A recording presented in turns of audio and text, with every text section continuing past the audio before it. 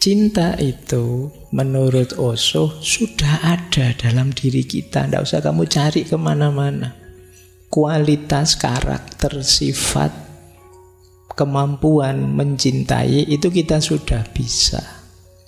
Hanya saja tertimbun oleh banyak hal dalam diri kita, oleh ego kita, oleh ambisi kita, dan lain sebagainya.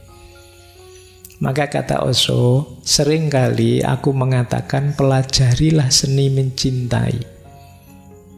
Tetapi yang aku maksud sebenarnya adalah pelajari seni menghilangkan semua yang menghalangi cinta. Ini adalah proses negasi, ibarat menggali sumur. Engkau terus-menerus membuang banyak lapisan tanah, kerikil, bebatuan, dan tiba-tiba ada air. Airnya sebenarnya selalu ada, dia mengalir di bawah. Setelah engkau menghilangkan semua penghalang, air tersedia. Begitu juga dengan cinta. Cinta adalah arus bawah dari keberadaanmu. Memang sudah mengalir, tapi masih banyak bebatuan, banyak lapisan tanah yang harus disingkirkan.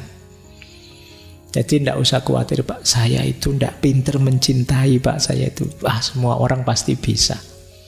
Buktinya kalau kamu jatuh cinta, ya tiba-tiba bisa bikin puisi. Tiba-tiba pinter nulis puisi patah hati dan lain sebagainya. Jadi kita bisa kok.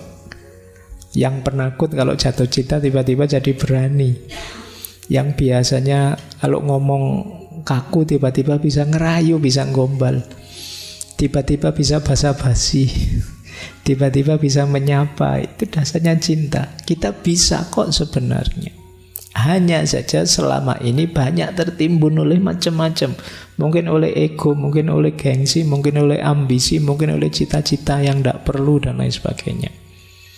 Berarti tugas kita apa? Yuk bersih-bersih diri ini terhadap hal yang tidak penting, biar cintanya bisa muncul keluar. Mungkin ada banyak kebencian dalam diri kita, yuk kita sisihkan, kita singkirkan. Mungkin ada banyak iri, mungkin ada banyak dengki, mungkin ada banyak dendam. Itu kita singkirkan semua. Pada akhirnya cintalah yang akan muncul. Di situ kita akan menjadi pribadi yang mencintai. Jadi prosesnya bukan latihan mencintai. Pak, saya tak latihan caranya gombal gimana, caranya nggak usah. Kamu sudah otomatis bisa kalau itu. Gimana ya Pak caranya peduli? Loh, kalau kamu cinta beneran otomatis muncul kepedulian. Tapi nggak bisa, Pak, saya rasanya sudah jatuh cinta tapi kok nggak bisa peduli, ya belum cinta berarti. Itu gerakan otomatis sudah ada di bawah kesadaranmu. Jadi jalannya berarti apa? Bersihkan. Mungkin kamu belum cinta, masih pamrih-pamrih, masih dagang, masih negosiasi dengan yang kamu cintai.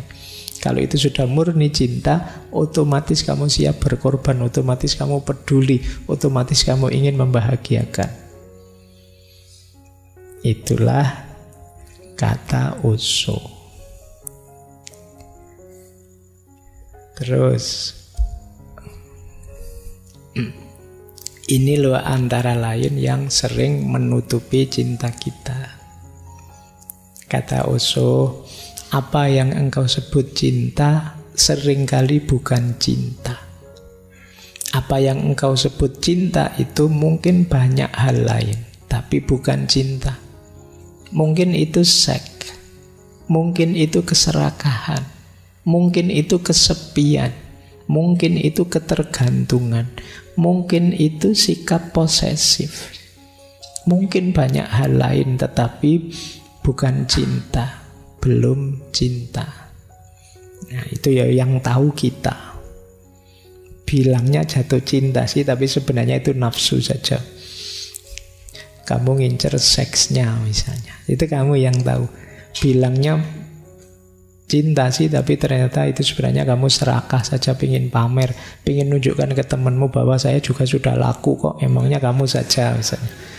Bilangnya bisa macam-macam, coba kamu cermati. Kata Osho, jangan-jangan itu bukan cinta. posesif, ingin menunjukkan bahwa saya bisa punya sesuatu, atau itu bukan cinta tapi ketergantungan. Itu bukan cinta, hanya pelampiasan dari kesepianmu saja. Nah, makanya itu yang harus kita bersihkan sehingga cintanya muncul. Kata Osho, cinta itu tidak posesif kok. Cinta itu tidak ada hubungannya dengan orang lain. Cinta itu keadaan. Ini yang cinta level 3 tadi. Cinta itu bukan sebuah hubungan. Satu hubungan mungkin terjadi, tapi cinta tidak sekedar hubungan. Satu hubungan bisa ada, tapi tidak terbatas pada itu saja. Cinta lebih dari itu. Cinta adalah keberadaan. Jika hanya sekedar hubungan, tidak mesti itu cinta. Kan kalian punya istilah hubungan tanpa status. Ya. Jadi kalau sekedar hubungan jangan GR dulu. Jadi kita kan berhubungan iya, tapi kan tidak mesti cinta namanya hubungan, itu bisa macam-macam. Kuncinya apa satu hubungan disebut cinta? Karaktermu berubah jadi karakter seorang pecinta. Kuncinya di situ sebenarnya. Maka fokusnya pada dirimu yang jadi pecinta, bukan siapa yang kamu cintai. Ini dulu teori yang sama disampaikan ketika kita belajar Erich Fromm. Yang lebih penting adalah mengubah diri kita menjadi yang bisa mencintai, bukan siapa yang kita cintai. Monggo saja, kalau kita siap mencintai, ya yang kita cintai akan hadir sendiri. Oke, ini yang kita bersihkan sehingga cinta yang tertimbun di bawah kesadaran akan muncul menjadi penciri kita. Kita menjadi seorang pecinta. Baik, mau saya lanjutkan? Masih kuat? Kuat ya, ngomong cinta-cintaan itu. Ini ilustrasi dari Osho menarik. Kenapa cinta itu jangan hanya kepemilikan? Karena kalau kepemilikan, ini loh yang terjadi. Mula-mula sang suami mencoba menjadikan istrinya sebagai miliknya. Dan begitu istrinya menjadi miliknya, ia pun kehilangan minat. Wong sudah dapat mau apa? Ya kan? Itu yang terjadi. Makanya jauhan. Kan banyak yang bilang sudah menikah terus gegeran itu. Dulu kelihatan apa, sekarang lihat apa. Kan kita begitu. Lu dulu belum dapat, makanya dikejar-kejar. Sekarang sudah dapat, sudah dinikah. Selesai tantangannya. Kehilangan minat, tidak menantang lagi. Oh, ini yang sering jadi masalah. Kok bisa begitu, Pak? Karena cinta dimaknai sekedar kepemilikan. Kepemilikan itu kalau sudah dimiliki kan selesai. Kalau kata Ki Ageng Suryo Mentaram, manusia itu ingin sesuatu. Kalau sudah diperoleh, mulur keinginannya. Tidak mungkin selesai di situ. Kalau sudah diposes, sudah dimiliki, ya dia ingin miliki yang lain. Jadi jangan memaknai cinta hanya sebagai kepemilikan. Itu kan banyak yang tanya ke saya, Pak, cinta harus memiliki enggak, Pak? Iya, boleh saja cinta itu memiliki, tapi jangan dimaknai cinta sekedar kepemilikan. Kalau tidak, ceritanya seperti itu. Jadi begitu istrinya menjadi miliknya, dia kehilangan minat. Kata Osho, ada logika tersembunyi di baliknya. Karena puncak kepentingannya adalah memiliki, sekarang semuanya sudah selesai. Dan dia ingin mencoba wanita lain sehingga dia dapat melakukan perjalanan untuk kepemilikan lagi, nyari tantangan baru. Makanya kan kadang-kadang banyak, ini gimana sih orang ini sudah nikah, istrinya ya cantik, keluarganya rasanya baik-baik saja, ya kaya, kok ya mau-maunya nyari yang lain, selingkuh. Selingkuhannya lebih di bawahnya lagi. Ya mungkin itu bagian dari tantangan baru. Karena yang di rumah sudah selesai. Kelirunya di mana? Pemaknaanmu terhadap cinta hanya sebagai kepemilikan. Ya kepemilikan ya kalau sudah dimiliki sudah. Semakin banyak kepemilikannya ya nanti semakin kaya kan. Sederhananya kan begitu. Wong manusia itu kalau urusan kepemilikan kan kata Al-Quran alhaakumut takasur. Jadi tidak ada berhentinya. Ingin lebih lagi, ingin lebih lagi. Baik, maka ya kalimat ilustrasi ini menegaskan ndak cinta jangan hanya dimaknai sekedar posesif, kepemilikan. Lanjut. Osho juga menjelaskan cinta yang dewasa. Cinta itu tanda orang sudah dewasa. Cinta yang dewasa, kata Osho, manusia menjadi dewasa saat dia mulai mencintai, bukan saat dia mulai membutuhkan sesuatu. Titik tekannya agak berbeda. Yang pertama, penekanannya pada bagaimana mendapatkan lebih banyak. Yang kedua, penekanannya pada bagaimana memberi lebih banyak dan memberi tanpa syarat. Inilah pertumbuhan atau kedewasaan.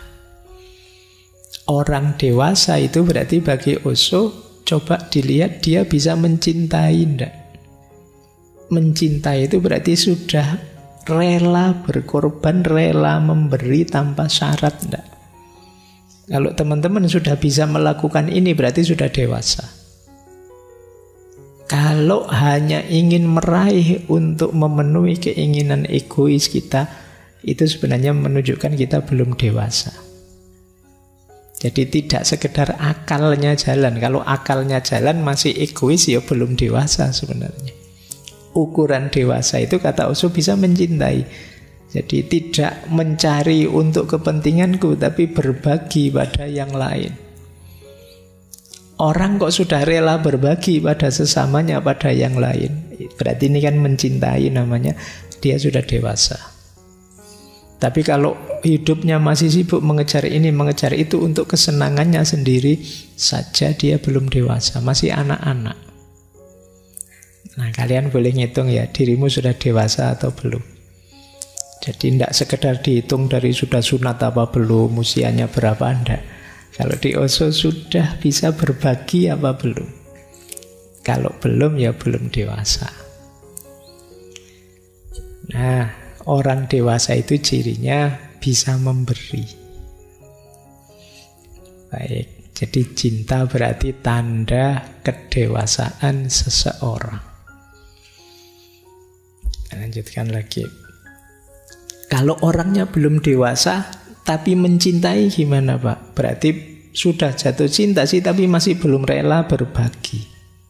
Masih ingin pamrih-pamrih dia peroleh dari cintanya.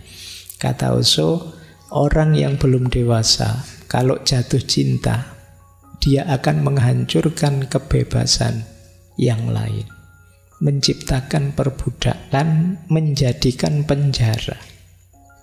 Kebalikannya, orang dewasa yang jatuh cinta, dia akan membantu untuk bebas. Saling membantu, menghancurkan segala macam perbudakan. Dan ketika cinta mengalir dengan kebebasan, disitulah keindahan. Namun kalau cinta mengalir dengan ketergantungan, disitulah keburukan. Jadi kalau orang masih kanak-kanak, belum dewasa kok jatuh cinta, biasanya masih sangat egois, maka cinta itu akan jadi sarana hegemoni, dominasi, perbudakan, penjara. Karena yang dia cintai akan dia posisikan hanya sebagai alatnya dia untuk memenuhi kebutuhan dan kepentingannya. Sementara orang dewasa yang mau berbagi tadi, itu kalau jatuh cinta pada akhirnya justru akan bisa membebaskan yang dicintai.